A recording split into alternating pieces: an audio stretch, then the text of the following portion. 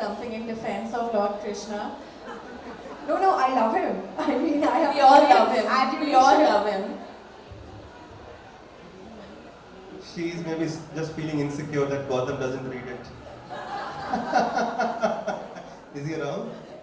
Well, no, he's at work, but I'm going to make him read it. So you want me to answer that question? Yeah. So why did Krishna marry so many women? 16,108. See, whatever Krishna does, it's called Leela. But if we do that, it's called karma. So pastime. And Leela means it is done with a specific message in mind. Leela is done for somebody's pleasure, to make someone happy. So this whole world is like a drama stage for the Lord, and every incarnation of the Lord that comes to this world has a specific mission. So when Lord Ramchandra, he comes as Ramchandra, the mission is to establish Maryada. When he comes as Nrsimhadev, the mission is to protect Prahlad. So when he comes as Krishna, the mission is to establish his supremacy. That he is the supreme and he can do anything he likes without being affected by any reaction. But that's not the main reason why he married. So out of those 16,108, 16,100 girls were abducted by a demon called Narakasur.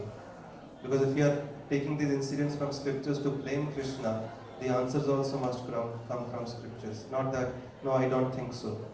That is not acceptable. Like Jesus Christ said, either be hot or be cold. If you are lukewarm, I spit you out. So you can't take one reference from scripture and then not accept the other. So the same scripture which talks about Krishna marrying so many queens, it also mentions the reason. All these young girls were abducted by a demon called Narakasur, and they were constantly praying to the Lord who was at Dwarka to come and save them. So he came and killed him, saved them. But now the culture at that time was, now those girls wouldn't be accepted by anyone. So they prayed to Krishna for shelter, and being the Supreme Lord, he can give shelter to countless souls. And therefore he married them. Not that he wanted, he was not going around, I love you, I love you, I love you. Will you marry me? He doesn't need anything. It's just that in the 3rd chapter of the Bhagavad Gita, the 4th chapter, he's already mentioned, as you approach me, I reciprocate accordingly. So if somebody wants to have that kind of relationship with Krishna as a lover, as a wife, Krishna rewards that. Somebody wants to be as his friend, he rewards that connection. So it is Krishna's reciprocation, and nobody else would have accepted those girls. So he personally accepted them. And not just accepted them, he kept them happy. He had palaces for each one of them. And he was simultaneously with them, expanded himself into so many forms. The same Bhagavad explains this. And other 8 also, Rukmini, Bhadra, Vipra, Nagnajitti, Jambavati, Mitravinda, Kalindi, she knows more than me.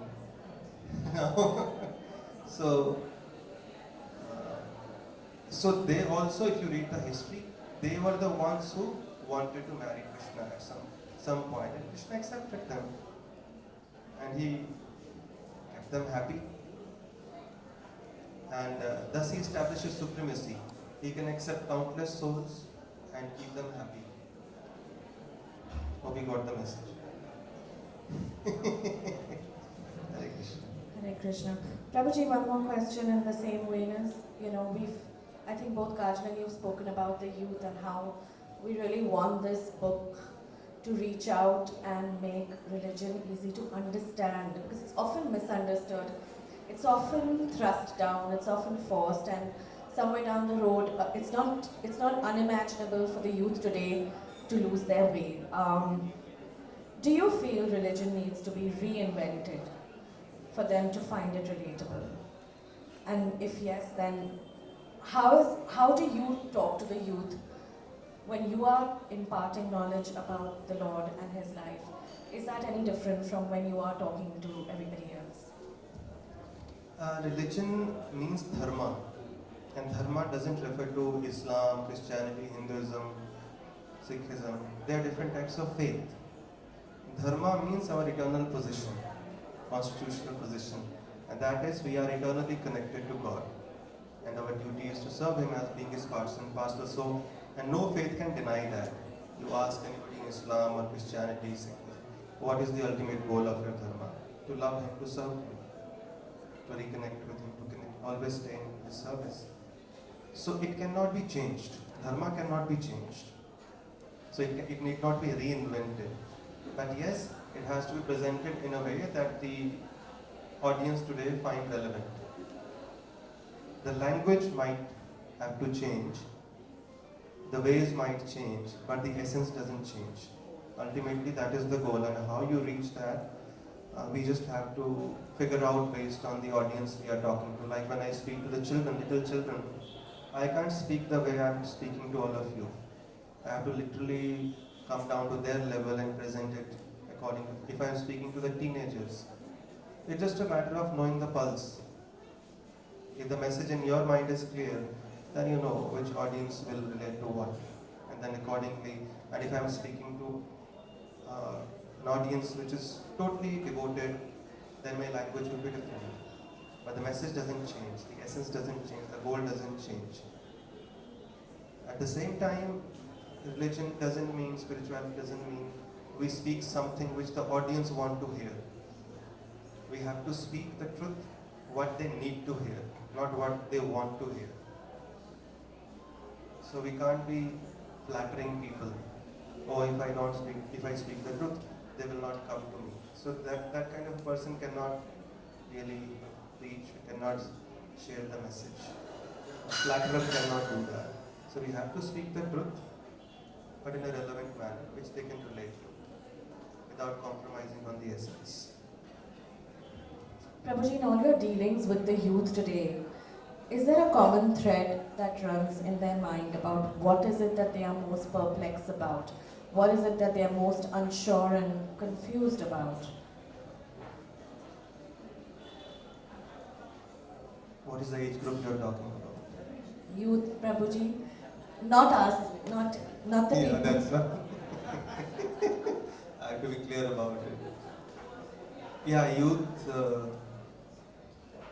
I think relationships is a big challenge, and even if somebody is not into a relationship, that's a challenge. Why am I not in a relationship? So a lot of energy goes into that, and teenagers, it's not a peer pressure. Many other issues which you can talk about later, but youth specifically, career, because they see their friends are doing so well and I'm not doing anything, even if they have everything to lead a comfortable life. But this is what peer pressure can do. So all we need is some food and the shelter and all the facilities they might have, but still, because of trying to compare themselves to others, they make their life hell. Comparison, even if you have everything, so there's a lot of insecurity for no reason, anxiety, and sometimes they themselves don't know why they're anxious. So, and one more thing is a lot of confusion sometimes as to what to do. But whoever I deal with, most of them are sorted. Or maybe after they connected with the process, they became like that. Hare Krishna. Hare Krishna. Kajal, I'm going to ask you another very honest question. So much of the work you do is external.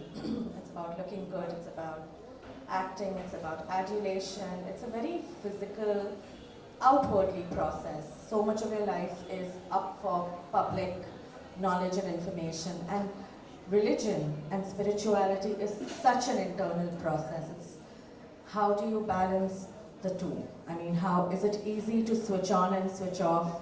Are there different sides to you? Is there a Kajal at work which is different from a Kajal who is introspecting about life and God every day?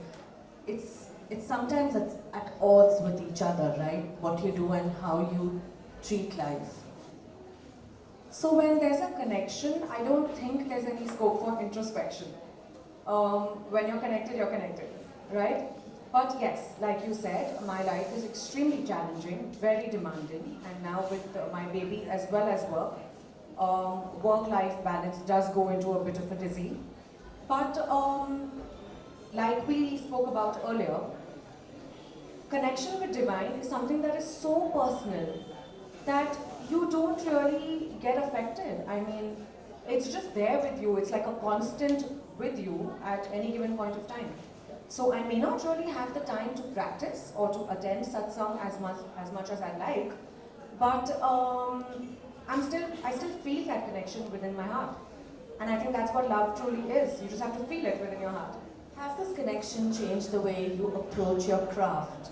Has it changed the way you approach your life? Yes, absolutely. I'm glad you're even talking about this actually. This is one thing that I'd love for the youth to understand. Once you have that connection, I just think that your perspective and the way you approach things completely changes.